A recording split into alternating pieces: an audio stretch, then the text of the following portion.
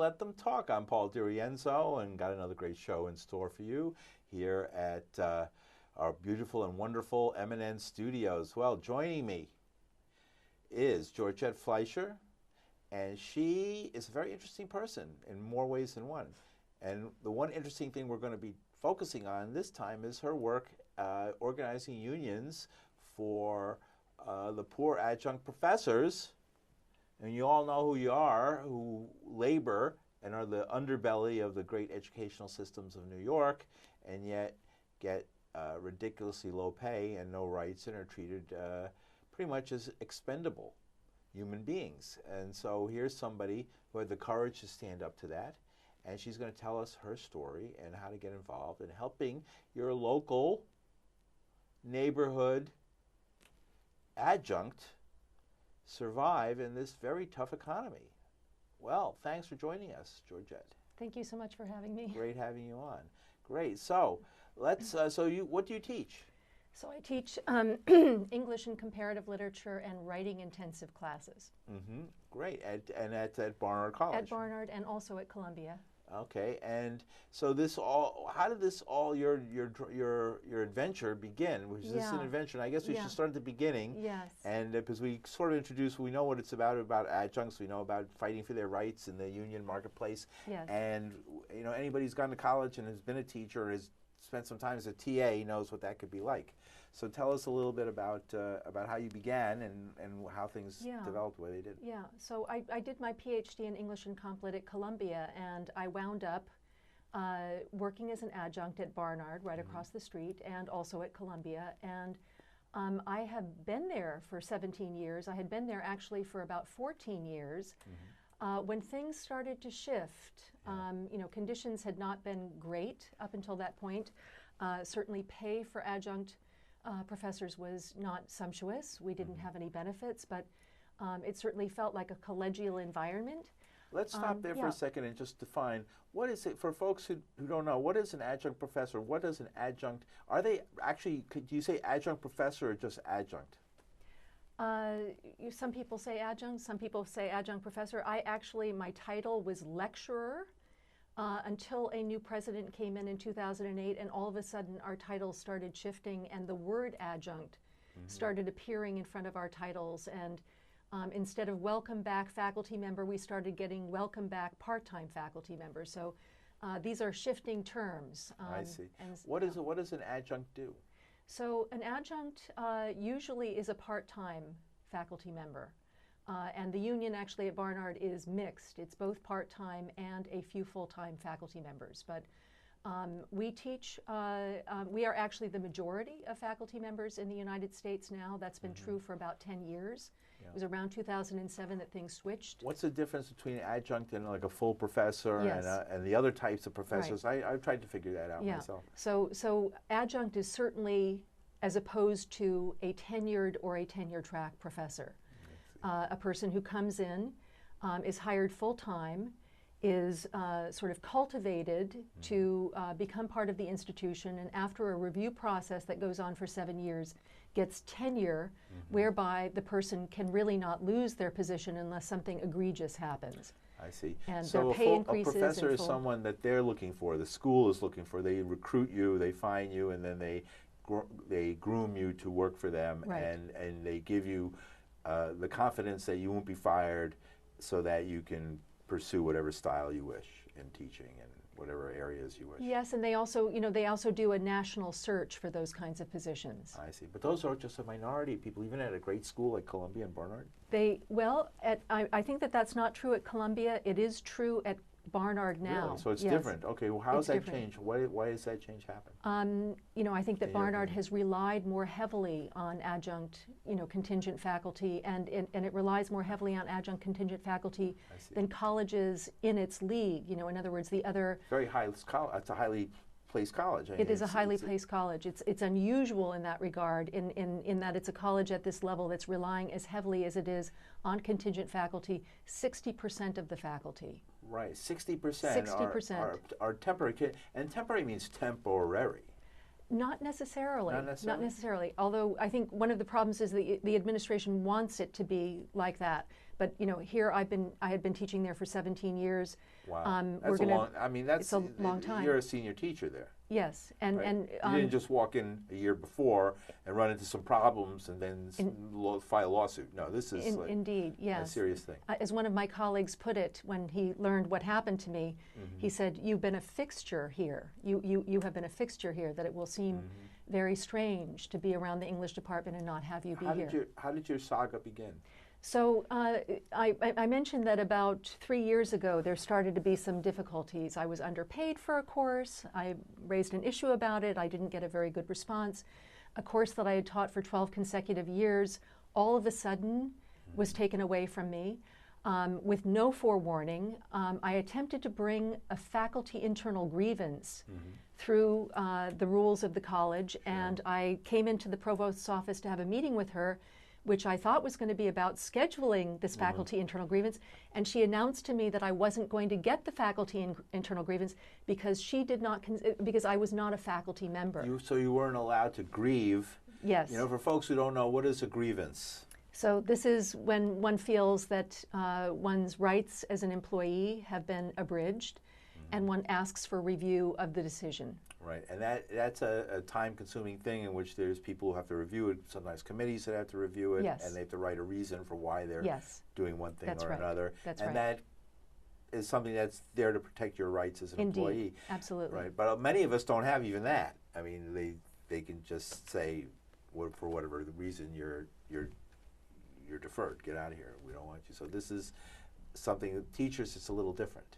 You get to go through I think teachers, and it also depends on the institution. As it turns out, the controlling documents at Barnard guaranteed me that process. There's a reason for wanting a teacher to have some stability in their job, because when you're there for 17 years, you get to know people and you get to be really good at what you're doing. And also you want to be there for students. Students are there for 4 years. It's not good for students if they have a professor whom they work with, and then the next year or 2 years later or 3 years later when they're applying to graduate schools, they don't have that person there to support them in their further trajectory, to write letters of recommendation for them, to give them advisement along the way. This is also very important for students and for the quality of the learning that they get. So what did you find was the reason for this? It's an interesting reason. I read in the article, right? Yeah. Yeah, and I understand it because, I was an adjunct a couple of times, and it's strange. When I first did it, I didn't do it as my main thing. I got thrust into it, and I realized that students have power that I did not have as a student when I was in college. Yes, well, that is part of the consumerist character that has come into higher education along with the corporate and character. many people out there might not understand, because they would think that teachers have some authority in the classroom to tell the student this is what you're going to learn. But now students can actually have feedback against a teacher, and if they don't like a teacher, so you're in a position now as a teacher, especially in college, of having to keep the customer happy. Absolutely. Which seems to go against the whole idea of grading people. Yes. Well, it really compromises the integrity of education. It's compromised the rigor of education. I believe that this has really happened at Barnard in a way that is quite tragic. And to go back to what happened to me, I actually reached out to the American Association of University Professors at that time, and they did write to the president of the college saying that they were troubled by this chain of events, and they requested that I have an opportunity to have the decision reviewed and that I be given another year until that happened. And the college declined to do that, and I brought a case in state Supreme Court, and I won the case. You have, what am I thinking of? You have due process rights. That's right. Yes. That you have due process, and what they're saying is you don't have due process That's rights. Right. Because the student says they don't like you, he's a customer. This is Starbucks of education. Right. You're not a good barista in our... And they were also, the college was also trying to make the distinction between, pardon me as an adjunct professor versus the tenured professors. But the judge actually decided that absent any other document, the controlling documents of the college and those guarantees applied to me also. Therefore, I was entitled to the faculty internal grievance. So what happened from that point on? Well, I'm sorry to have to report that I got the faculty internal grievance, and I was unanimously ruled against, and the language that was put forward was basically a recycling of the language of the failed legal case that the administration had put forward, which is one of the symptoms of the problem of what's happening with all of this, which is a loss of academic freedom on the one hand and loss of shared governance on the other, whereas tenured faculty should be exercising their full rights to govern and make decisions about how the college and university is governed, but unfortunately things work hand in glove, and to a greater degree they are letting go of that. They are going along with what the administration is asking, and it's become a very top-down kind of structure, and that is not healthy. Right, so, but a top-down structure that claims to be sensitive to the wishes and desires of the students. The consumers, yes. The consumers, students right? as consumers, indeed. Right, and did you, I mean, I don't know if it's the same story, but you hear these things about trigger words, and professors who are not allowed to teach anything. Like if you teach Julius Caesar, you might get in trouble because it has the leader being stabbed to death by his best friend, basically, right? So that's shocking to people. Right. And so you can't teach that anymore. You have to teach a Midsummer Night's Dream and just cut out all the racy parts. Well, actually, we've cut Shakespeare from the syllabus too of the course. That no, I think well, one of the things that happened in the course that I was teaching most frequently is that there was a revision of it, and there was an elimination of a lot of the literature from the course.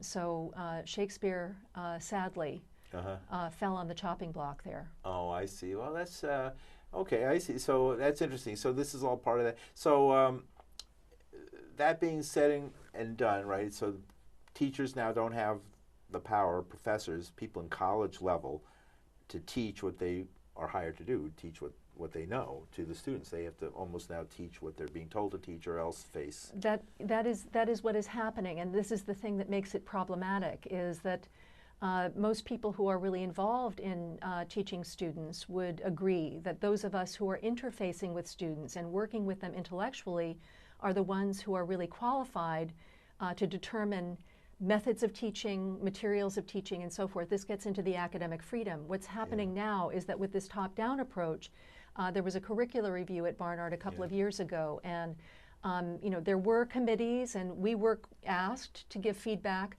but I don't see that our actual feedback really made it into the decisions that were made. It looks to me that there were kind of pre-decided things for other considerations other than what will really cultivate the students' critical thinking, writing, and articulating skills. Whatever happened to critical thinking? They don't teach it anymore.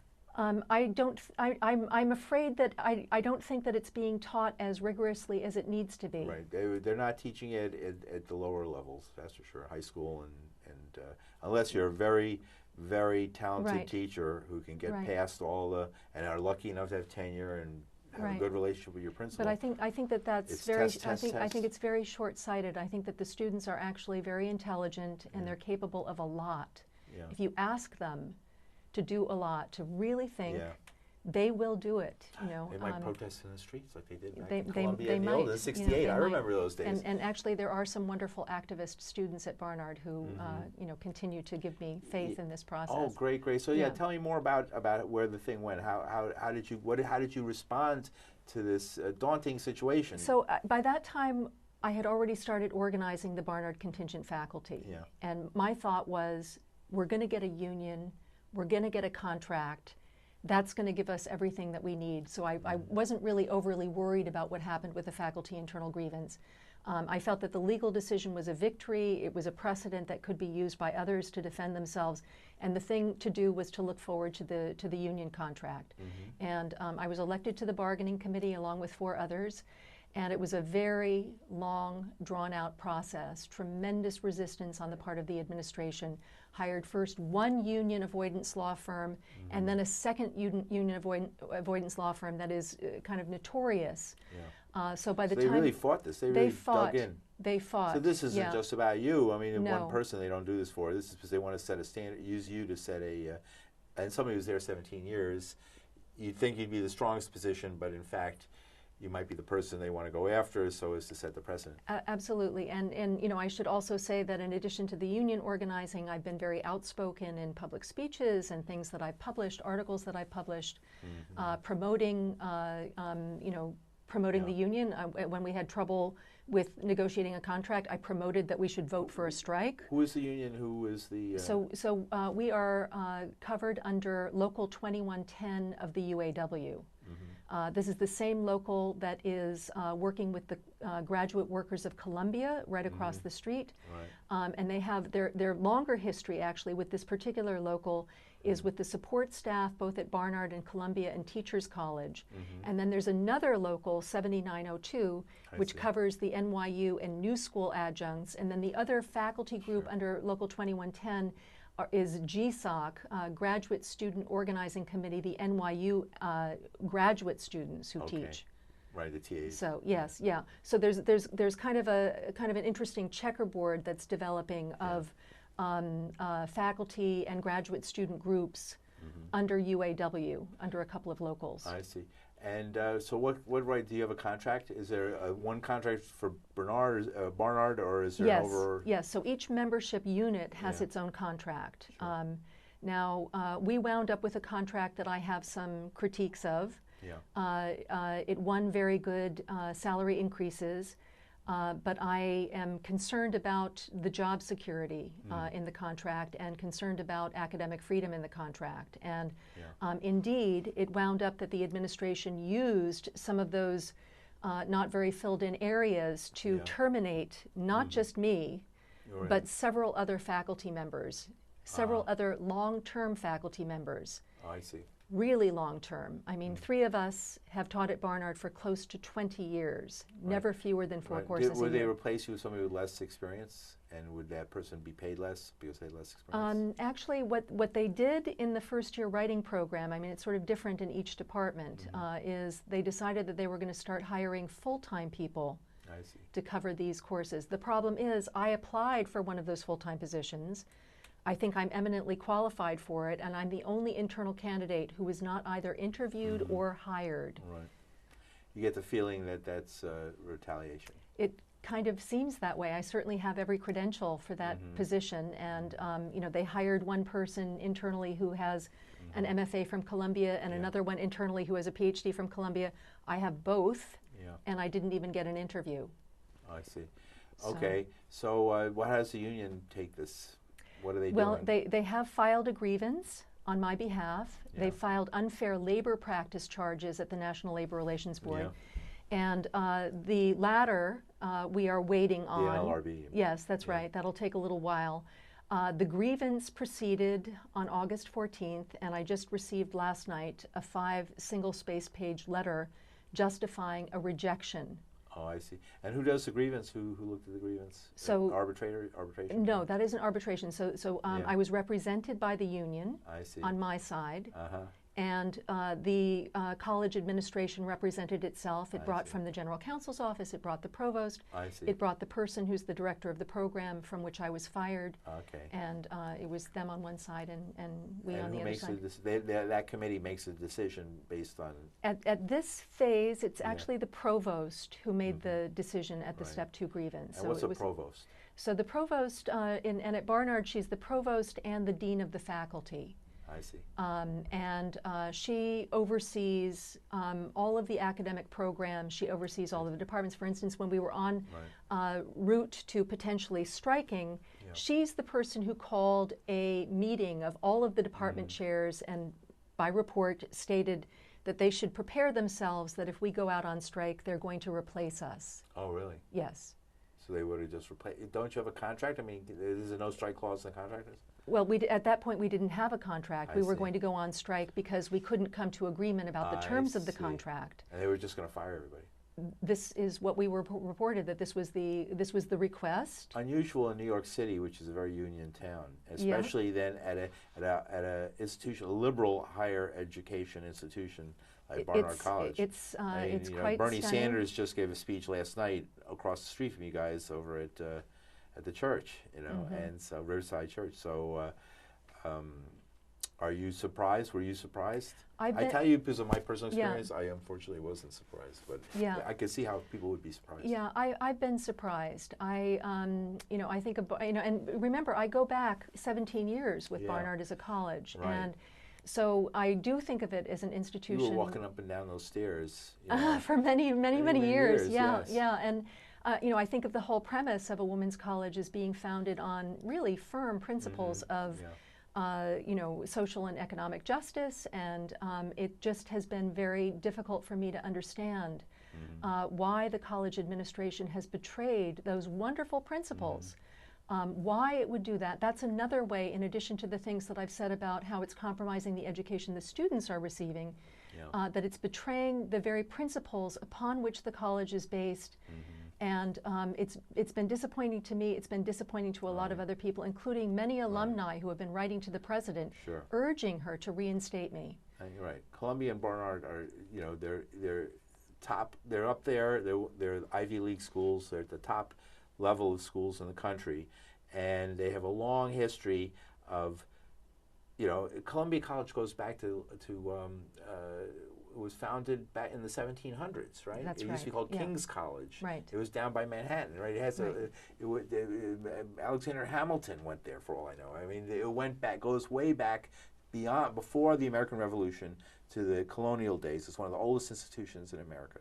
Right. So they are supposed to, they were on the side of the Union in the Civil War, I think. Right. Right. No, you have Robert Lee up there now. No Robert E. Lee statues, right? So I mean, they're supposed to be progressive, is what I'm saying, right? And they're not being progressive in this sense. They're certainly not not. when their dime is on it. Right. On the line. Right. And yet, there is Barnard has been around for over 125 years.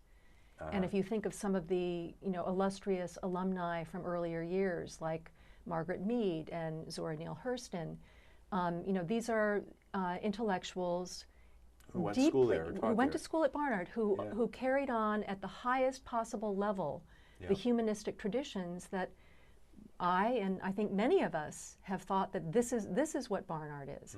And so it's been very difficult to understand why and Barnard is the women's school. It's the women's college, yes. The women's college. It's a women's college, and it sometimes goes by Barnard College of Columbia University, but they are separate institutions with separate endowments, separate across the street from each other. Across the street from each other. Right. Yeah. But you take classes in both sides. I mean, yes. The classes are intermingled, but the institution itself is separate. They're separate, and Barnard students can take, I think, pretty much every Columbia course except for the first-year core classes. And I think vice versa. In other words, the first-year core classes are specific to right. So this each is institution. If a professor you want on the other side, you can take a course there. Yes. We'll pass the initial. Although one of my recent former students who wrote to the president talked about the fact that it was disappointing to her to have to go across the street as often as she did. Because the institution is relying so heavily on adjunct faculty and. That's interesting. That comes to that. Now, I like to talk more about that, but there was also the union itself. Unions themselves are bureaucratic institutions that aren't always there for you. Yeah, they are. Sometimes a contract is cold to you from the union as it is from the management. What happened with you?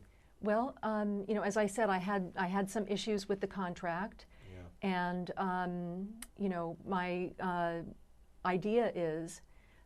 That it's going to be very important for the membership to be engaged in the process going forward of working out the details of that contract and how it gets applied. I also have come to believe in the course of my own experience with all of this that it's very important to keep engaged with the American Association of University Professors, whether one is unionized or not. The AAUP is really the standard bearer for academic freedom and shared governance. I'm not sure that unions that are kind of newly getting into representing academic workers are necessarily as sensitive to those issues as something like the AAUP. I see. So I've been reaching out to, there have I been see. many unions that Freedom have been of speech as a professor within the That's right. educational Yes, that's environment. right. So I think there needs to be both. I should mention, though, that How do they monitor a professor these days? I mean, I know how they do it if you're an elementary school or a high school teacher. yeah. Well, they don't make bones what about happened it, in but this it's different. case, and it's highly problematic, is that my termination was based on 2 questions only on student evaluations, completely decontextualized. And I actually had offered, when the new director came in, to have her come and observe my class, and she never did that. I also offered, and the 2 questions had to do with grading standards and feedback on student work. A teacher asking for an observation, that's unusual. Well, I'm pretty confident of myself in the classroom, I can understand that. I say that, yeah. So I really felt like I wanted her to come and have an experience of me in the classroom. And I would think that, and we had a couple of minutes left, but I would think that a process where students rate a teacher would be more like something for the teacher to look at and then learn from, or not, or decide what is this. It's your decision what you're going to do in relation to that. That student's gone to another class, and then another student's coming in to take their place. In this way, it seems almost like a get back at or vindictive, because it's done at the end. Yes, it's what's called a pretext, really, and the reason why they do it.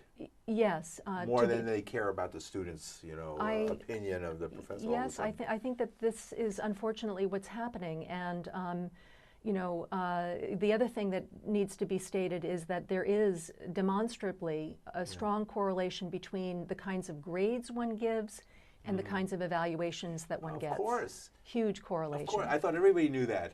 It's obvious. The college is maintaining that has nothing to do with this. I've heard, I'm directing the spotlight at myself, but let's say somebody says, I don't want a B minus, I want a B. Or an A minus. I think. Or Daddy, you're going to get a call from Uncle so and so. Yeah, I think that grade inflation has really kind of gone through the roof. It's so weird because it was so different in my time. But remember that when you have contingent faculty who do not have job security, who are being made dependent upon these student evaluations, it's very difficult to stand firm on things like grading standards and other standards in terms of what one is expecting from students. All right, 30 seconds left. 30 seconds.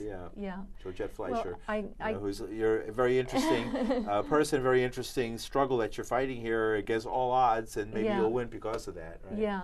Well, I want to say that we are going to be having a lot of action on campus, and I hope that your viewers will keep in touch with the situation. They can check the Barnard Contingent Faculty Facebook page, so they can just Google Barnard Contingent Faculty or BCFUAW. I think the show is actually giving my contact email. Yeah, we did it at the beginning. Very good. Beginning, yeah. All right, thank you very much. You're Appreciate welcome. it.